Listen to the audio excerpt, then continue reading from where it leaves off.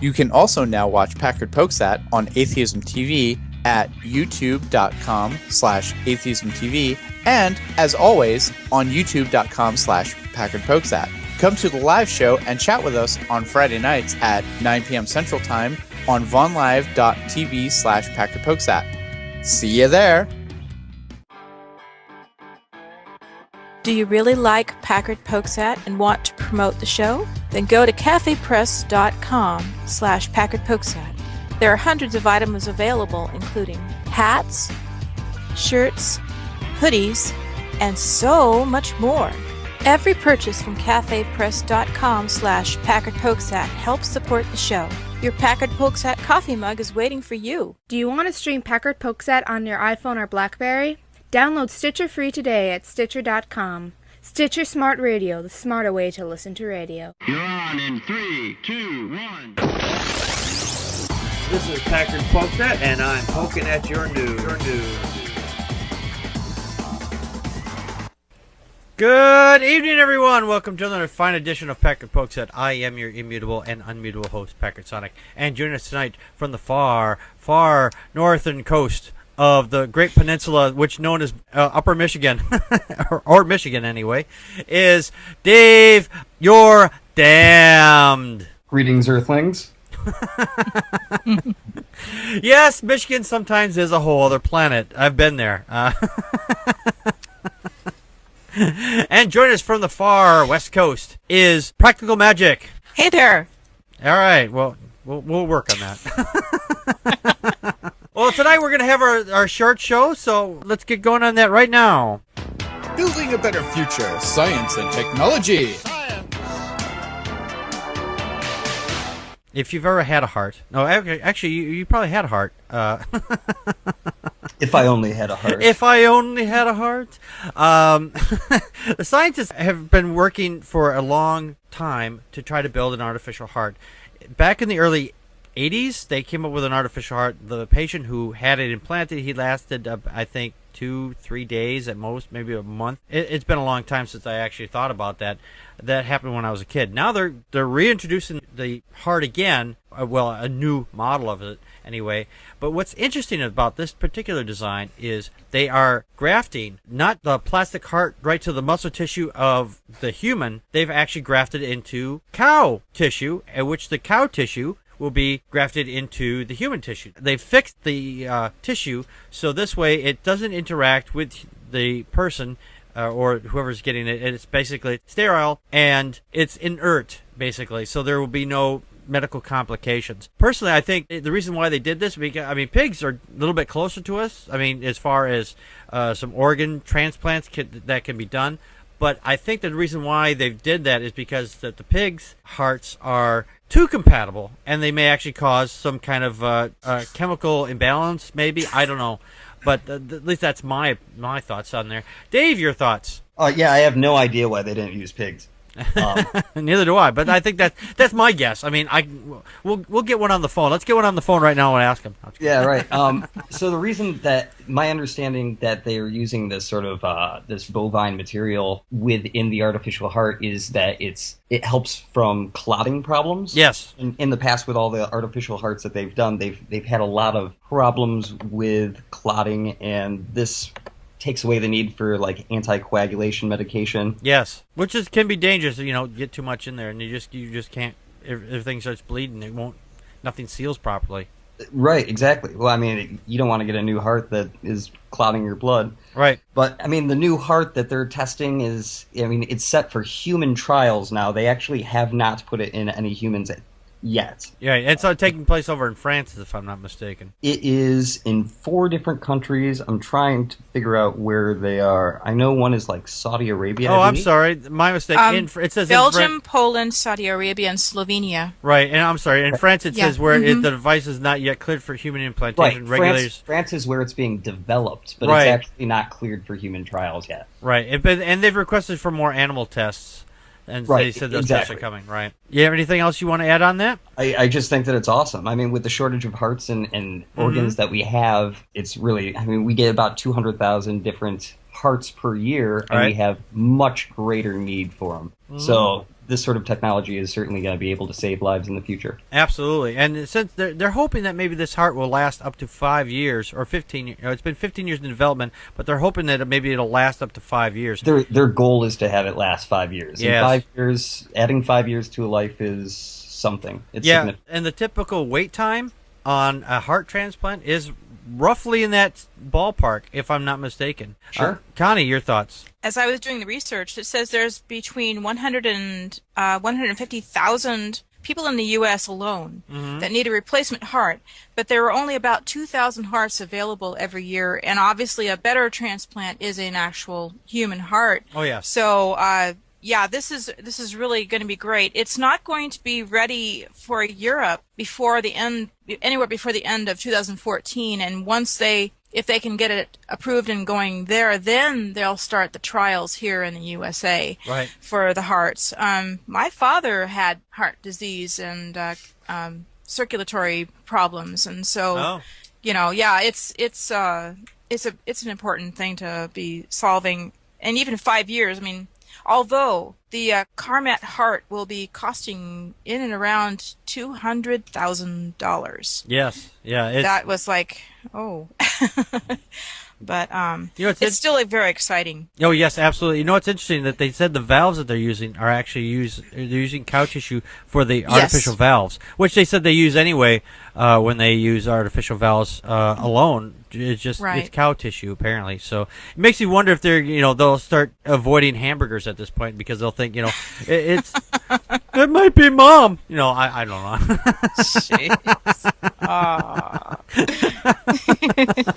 All right. Well, let's get into our next topic for this evening. Isn't that illegal? No, it's not. It's illegal. No, it's not. Yes, it is. No, it isn't. Tonight's topic, we're going to be talking about whether it's legal or not. We're going to talk about flashing the headlights. Now, there's a lot of misconception out there that if you go down the road, and there's an old myth that if you flash your headlights, you're going to flash some gang guy because he's left his headlights off. And this started out in the early 80s, that if you left your lights off, then you'd flash your lights at them, and then they would target you, and they'd start following you around. They'd either rape you, or if you're a woman, or kill you as a part of a gang initiation. Some of that is absolutely false. Actually, most of that's actually false. But it is, in some states, legal. In some states, it's not legal. For example, in several states, in Alaska and Arizona, for example, state trooper has probable cause. In Alaska anyway, state trooper has probable cause to stop a driver who flashes his lights on his high beams as upon violation. Arizona, flashing high beams or headlights is a violation. One of the section 28942-1, that's failure to dim the headlights. Funny though, in Florida, they say it's a constitutional right to flash your headlights, which is really odd. I mean, with all the free speech. Yeah, with the free speech, yeah, especially with the stuff that's going on in Florida. It's funny. It's so funny that they actually protect this one. And Joe, who's not here tonight because he's in the chat room, he says flashing headlights is not illegal, but requires headlamps that shall be operated so that dazzling lights are not to interfere with the driver of the approaching vehicle. And it went all the way up to the New York Supreme Court on that one. And even in my own home state, flashing headlights is legal. The law allows a vehicle operator to intermittently flash a vehicle's high beam headlights at an oncoming vehicle whose high beam lamps are lit. So this, like, you're coming down a four-way road or a two-way road, and someone's got their high beams on. You flash on. Hopefully they'll use their brain and shut off. Go, oh, my high beams are on, and they'll shut them off. In some cases they don't, in which case that makes them assholes. At least in my opinion, anyway. Dave, your thoughts? Well, if I were to go back to 1998 and make a terrible movie, I would probably make a movie called Urban Legend. And it would be based off this premise. Actually, there was a movie by this it was called Urban Legend. Yeah. Yep, in 1998. It was absolutely terrible. Yeah. I don't know. I never saw it, but it's based on the novel In the Dark by Mark Billington. I regret seeing it. Oh, do you? But I mean, this is one of those sort of urban legends that it goes along with all the other ones. I mean, as far as the gang initiation thing goes, there's no real evidence to suggest that that's ever occurred. Right. Although the people in Arizona thought in Florida, in 1998, the sheriff's office in Nassau County, Florida, set a warning warning about such gang initiation, the county fire department, who subsequently spread the facts to all county agencies. Police dispatcher Ann Johnson had thought the message urgent enough to send, but hadn't bothered to check its legitimacy. Yeah, there's a big word. Exactly, and that was basically what happened. Was that specific sheriff's department had the dispatcher had received that warning, didn't check with anyone, sent out an urgent thing without actually talking to anyone about it. Yep, and it started this whole phenomenon where we now today hear about it all the time. Yeah. Now, interestingly, Snopes.com says that there's actually a legitimate start to it where a woman was killed. Oh, really? By people who had flashed their headlights, although there's absolutely no evidence that it was gang related. It was probably just a couple of kids. Oh, or just as they say nowadays, it's called road rage. Right. That's that sort of thing. I mean, I don't know about the legality here in Michigan, but I do know that if I'm driving and there's a bunch of truckers around, they're flashing their lights back and forth all the time to message whether or not they can pass or whether. I mean, they've got a whole series of things that they're trying to communicate with one another through that sort of thing. Yeah, so, some people equate that with flashing bugs flashing lights at each other because they don't know, if it actually, if you flash the lights, what the hell do they mean? Is it a speeding car, or is it my head beams are on? Is there an accident? What's going on? And we use all those here basically too. I mean, you flash the lights. Hey, there's a cop up ahead, or there's an accident up ahead, or a cop pulled somebody over. But you don't know what they're exactly trying to tell you. But sometimes it depends on how many times they flash. Sometimes that helps. Did you have anything else you wanted to add on that? No. Okay.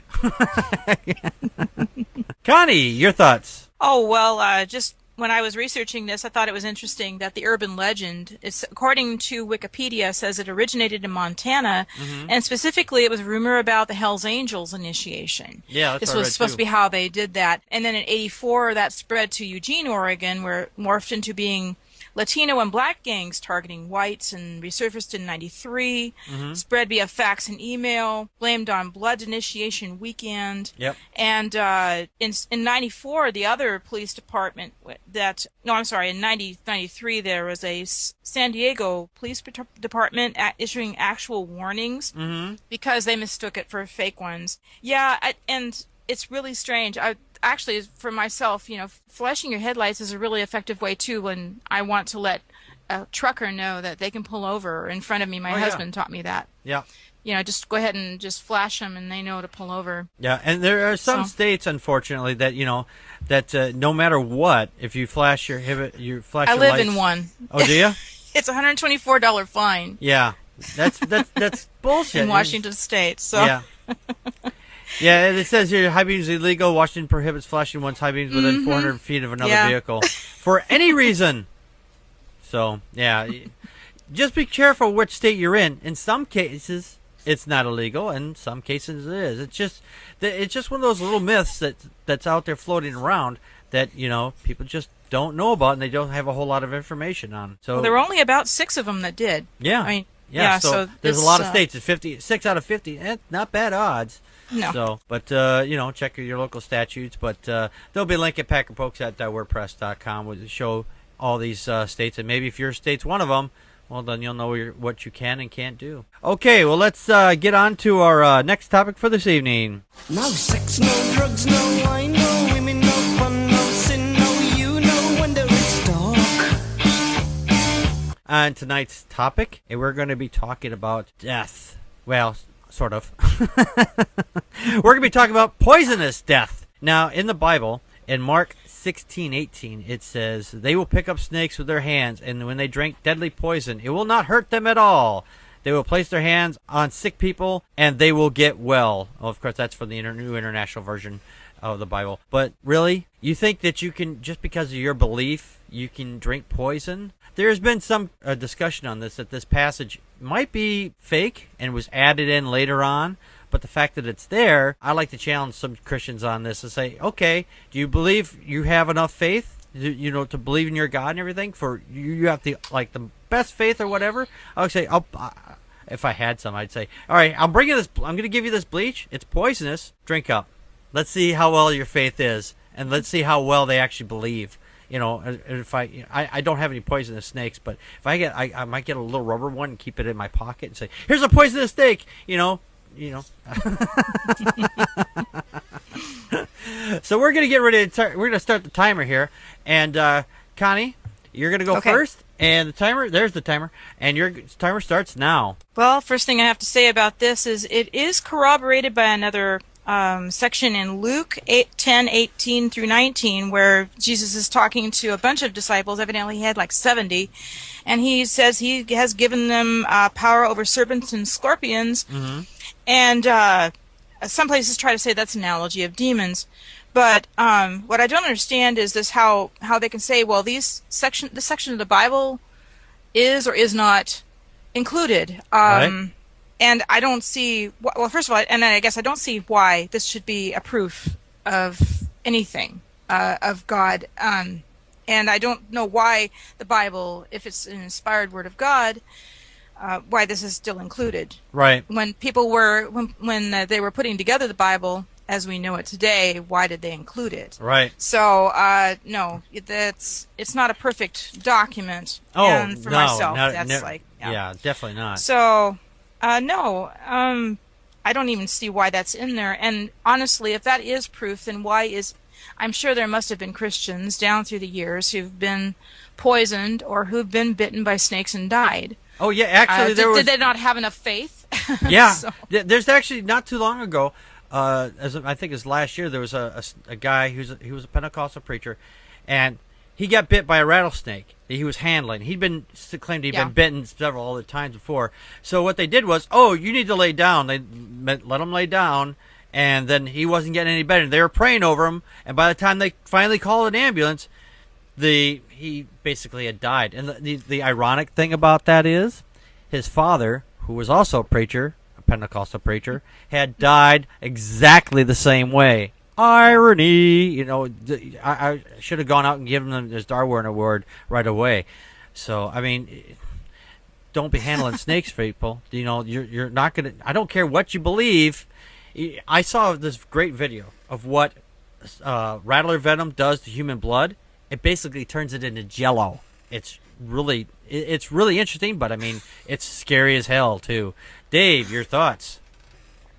Yeah, so this is absolutely the consensus of biblical scholars is that it's a form of interpolation, Mm-hmm. and it is a forgery. They believe that it was probably added to the Bible around the 2nd century. Mm-hmm. The earliest actual physical manuscript of a Bible that includes the verse is from the 4th century. Right. But Justin Martyr had actually referenced it earlier, so we know that at least it was around earlier. We just don't know all of the facts surrounding it. Right. So I don't know. I mean, it's an interesting passage because you're able to ask someone, well, do you believe that you could drink poison?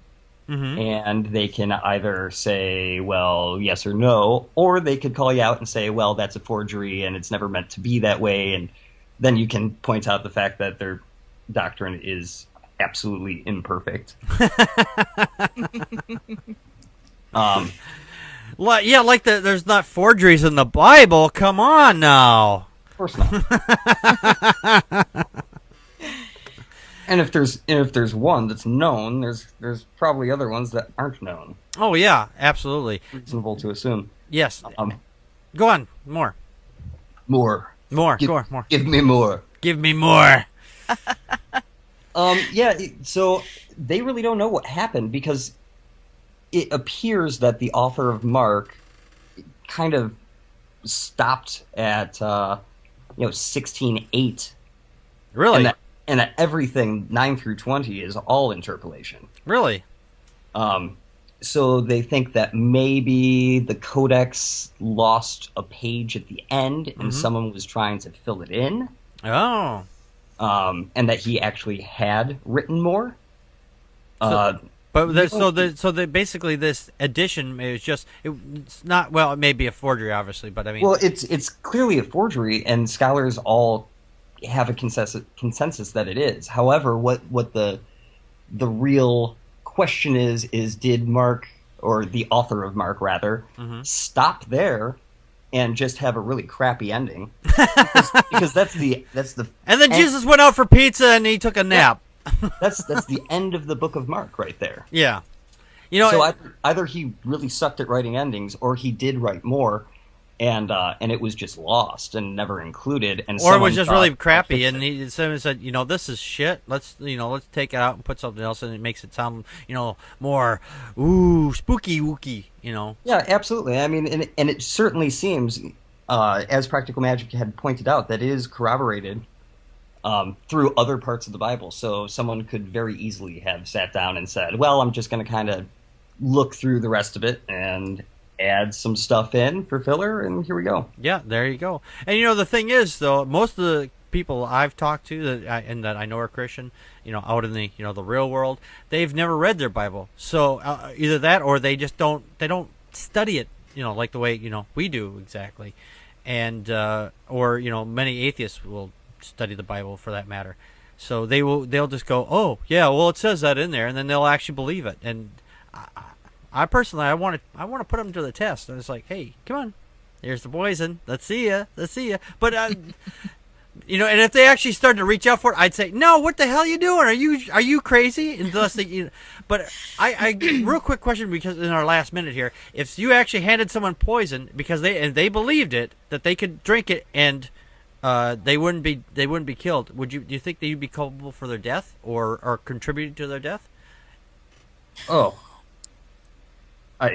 Yes or no? I don't know how to answer that. They're pretty gullible if they're going to drink the poison. Yes. Well, I think so anyway. I think a lot of... unless they've spent the last several years developing a tolerance to iodine powder, but... Right. Right.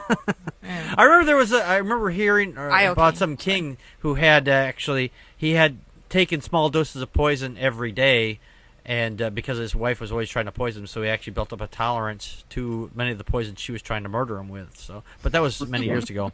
Anyway, that's our time. This is a good discussion.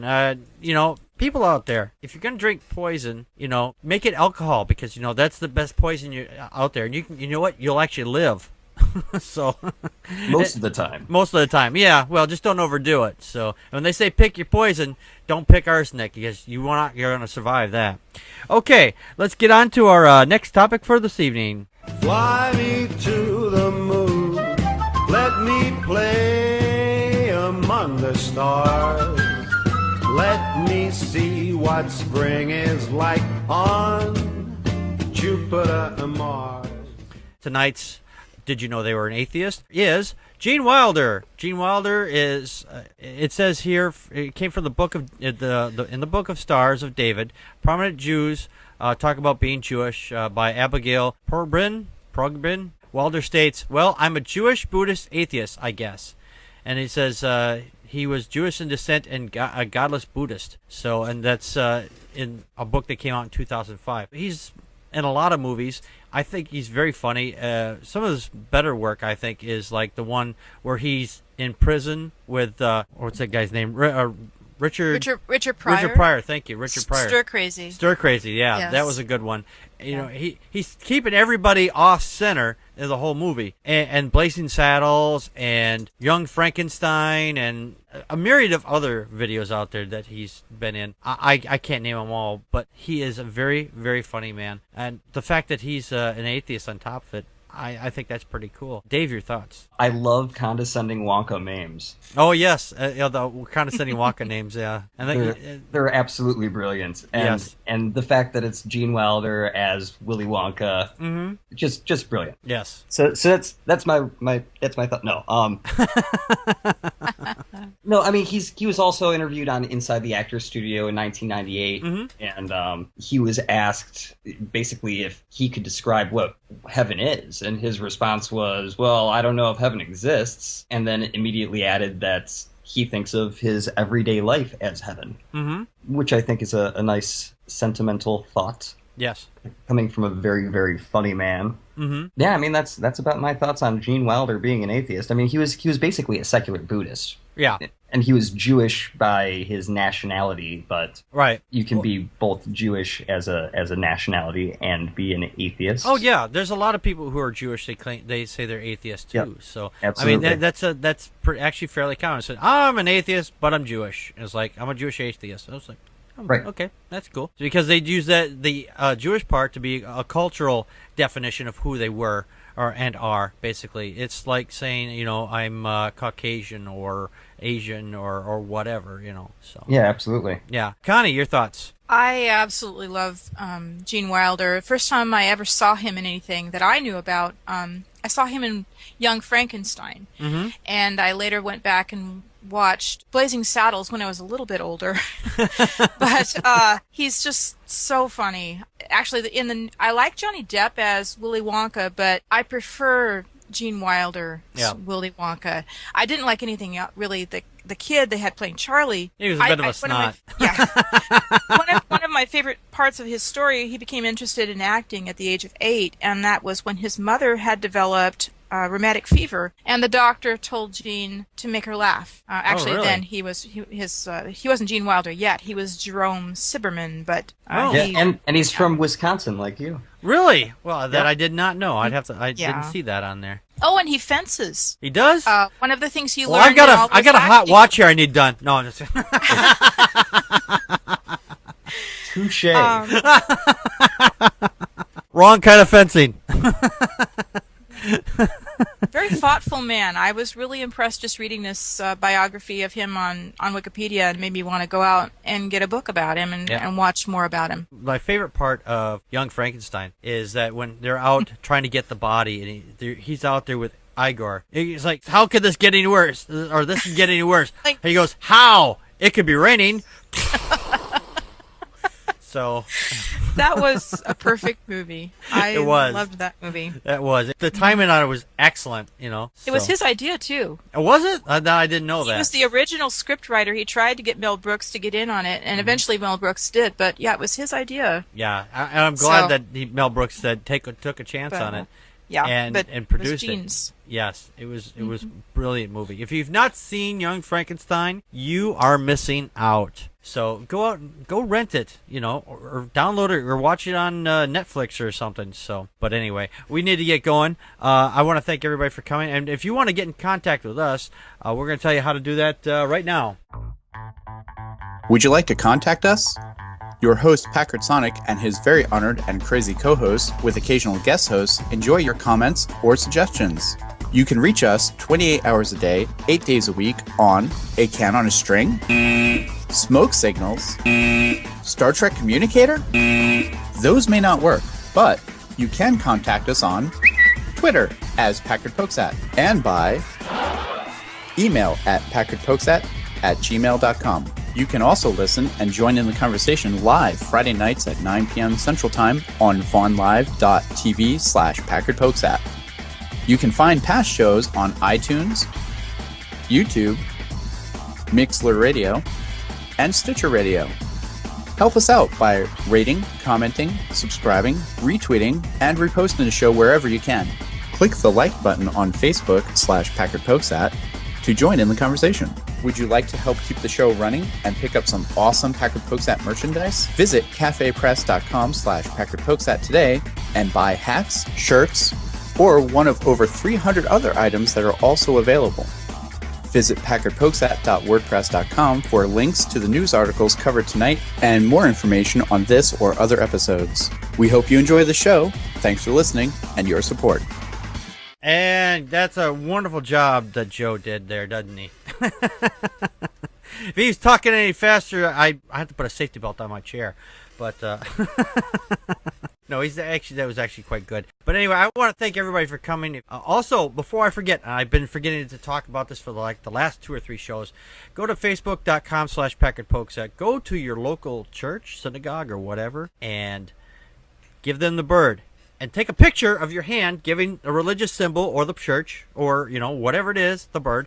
Go to facebook.com/PackardPokesAt. We got a little photograph starting right there. So go and take pictures of that stuff and post it up there. We're going to see how many pictures we can get. So